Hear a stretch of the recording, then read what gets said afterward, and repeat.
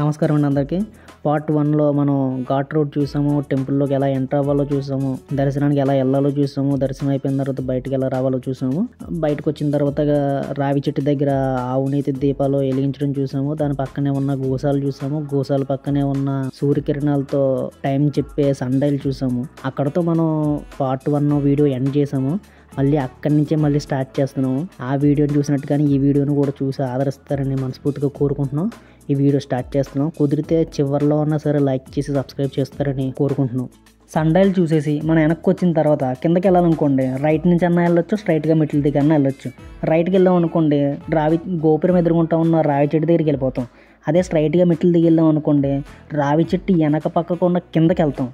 ఎటు నుంచి వెళ్ళినా చివరికి ఒక పక్కకు వస్తాం. సో అయితే మనం ఫస్ట్ కింద నుంచి ఎలా వెళ్ళాలో చూద్దాం, ఎక్కడికి వెళ్తామో చూద్దాం. మళ్ళీ అయిపోయిన తర్వాత పైకి వచ్చి పైనుంచి ఎలా వెళ్ళాలో చూద్దాం.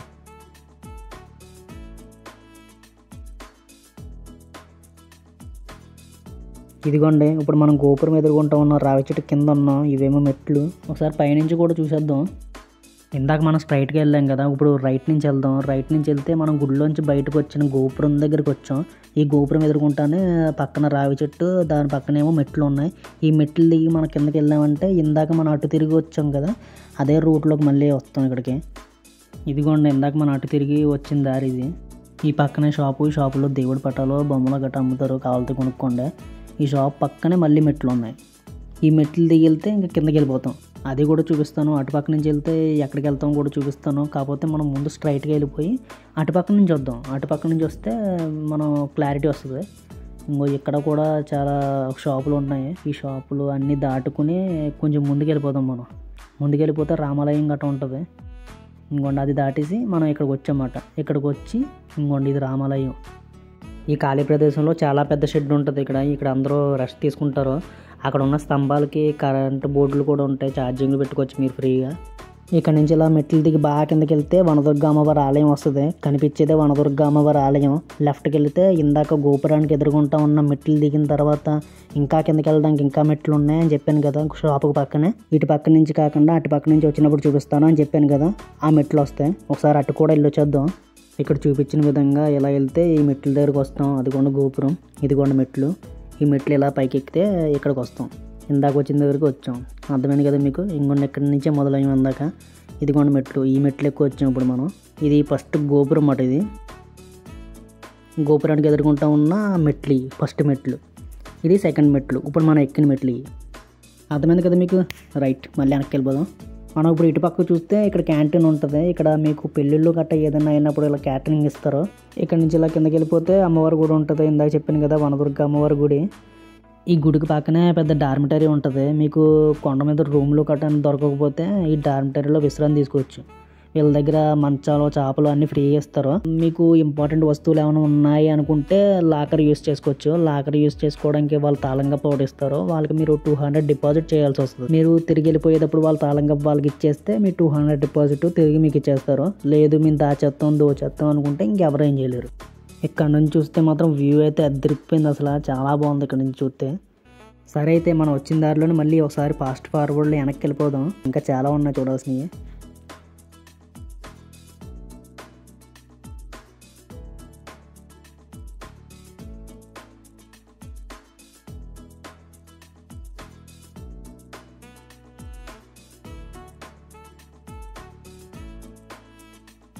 ఇదిగోండి ఇక్కడ కనిపిస్తుంది కదా, ఇదే రామాలయం, రాముల వారి గుడి. ఇందాక చూపించడానికి సరిగ్గా అవ్వలేదు, అందుకే మళ్ళీ ఒకసారి చూపిస్తున్నాను. దీనికి పక్కనే ప్రసాదాలు అమ్ముతారు. ప్రసాదాల కౌంటర్ ఉంటుంది. ప్రసాదాల కౌంటర్ ఇక్కడే కాకుండా బయట ఎంట్రన్స్లో కూడా ఉంటుంది. అలాగే కొండ మీద మెయిన్ రోడ్ పక్కన కూడా ఉంటుంది ప్రసాదాల కౌంటర్. మీరు ప్రసాదాలు ఎక్కడైనా తీసుకోవచ్చు. ఇందులో అయితే ఇప్పటి వరకు ఏదో హోమం అయితే చేశారు. ఇవన్నీ దాటుకుని అలా కొంచెం ముందుకు వెళ్ళిపోతే అక్కడ మొత్తం వెళ్ళేదారిలో చెట్లతో నిండిపోయింది.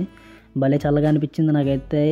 ఎందుకంటే మేము వచ్చింది మంచి ఎండలో కాబట్టి మాకు అక్కడికి వెళ్ళగానే చాలా చల్లగా అనిపించింది, చాలా ప్రశాంతంగా అనిపించింది. ఈ చెట్లకి చుట్టూరు గొట్లు కట్టి కూర్చోవడానికి భలే ఏర్పాటు చేశారు.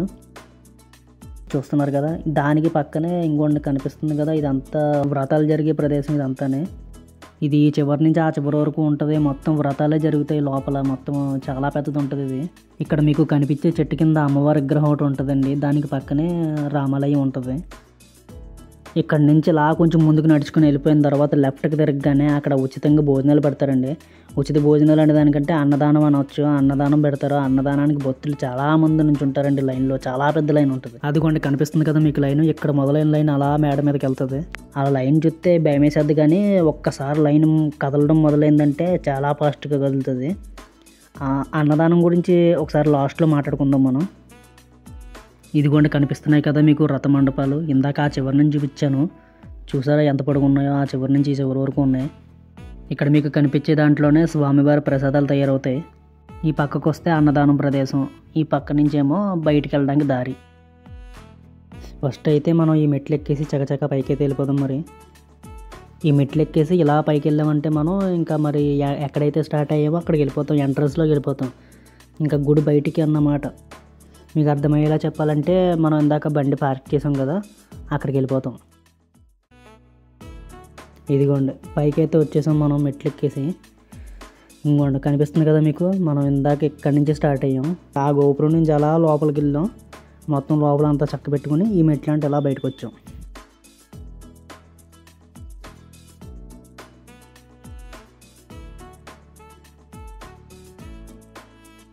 మీకు ఇందాక లోపల రామాలయం దగ్గర చూపించాను కదండి, ప్రసాదాల కౌంటర్ లోపల ఒకటి ఉంటుంది, బయట ఒకటి ఉంటుందని.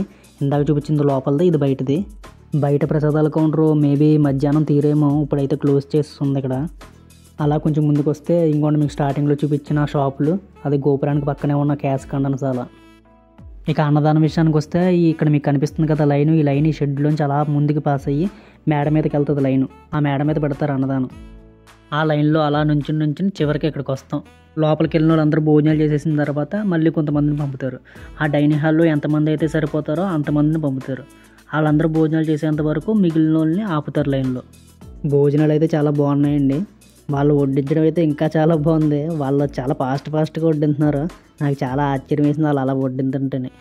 కరెక్ట్గా భోజనం పెట్టే టైంకి కెమెరా ఛార్జింగ్ దెబ్బేసింది. భోజనాలు వీడియో తీయలేకపోయామే అని కొంచెం ఫీల్ అయ్యాను. భోజనాలు చేసిన తర్వాత మళ్ళీ వెనక్కి వెళ్ళి రామాలయం దగ్గర ఉన్న కరెంటు బోర్డు దగ్గర ఛార్జింగ్ పెట్టుకుని కొంచెంసేపు కూర్చొని అప్పుడు స్టార్ట్ అయ్యాము. మనం కొండ ఎక్కేటప్పుడు ఒక దారిలో ఎక్కుతాం, దిగేటప్పుడు ఒక దారిలో దిగుతాం. కొంచెం ఎదరికి వెళ్ళిన తర్వాత రోడ్డు డైవర్షన్ ఉంటుంది. ఇంకోటి ఇక్కడ నుంచి రోడ్డు డైవర్షన్ ఉంటుంది. ఇక్కడ నుంచి అలా కిందకి దిగి వెళ్ళిపోవడమే. ఇక్కడ నుంచి అలా కిందకి దిగి వెళ్ళిపోతే మనకి మెయిన్ రోడ్లో కలిసిపోద్ది రోడ్డు. ఇక్కడ నుంచి అలా కిందకి దిగుతున్నప్పుడు చాలా బాగుంటుంది వ్యూ అయితే చూడడానికి. ఓ పక్కనే పంపా నది, ఒక పక్కనేమో కొండలు, ఓ మధ్యలోనేమో ఘాట్ రోడ్డు. చూడడానికి అయితే చాలా అద్భుతంగా ఉంటుంది. ఇక్కడ పగల కాబట్టి చాలా బాగుంటుంది. అదే నైట్ టైం అయితే కొంచెం భయం వేస్తుంది, అలాగే థ్రిల్లింగ్గా కూడా అనిపిస్తుంది. ఈ పంపా నదిలో చాలామంది భక్తులు స్నానాలు చేస్తారండి. మనకి స్నానాలు చేసే ఘాట్ వరకు వెళ్ళేంత టైం లేదు, లేకపోతే అది కూడా చూపిద్దును, కాకపోతే మనకి అంత టైం లేదు. ఎక్కడ కొంచెం ఎదరికి వెళ్ళిన తర్వాత రోడ్డు పక్కన ఆపి ఒకసారి నదిని చూపిస్తాను మీకు, చూద్దురు. ఇదిగోండి మీకు కనిపించేది పంపా నది.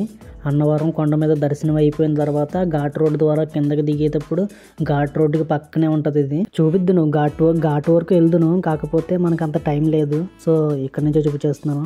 ఇక్కడ మనకు కనిపించేది కాలినడకన కొండ మీదకి ఎక్కడానికి ఎంట్రన్స్ ఇది.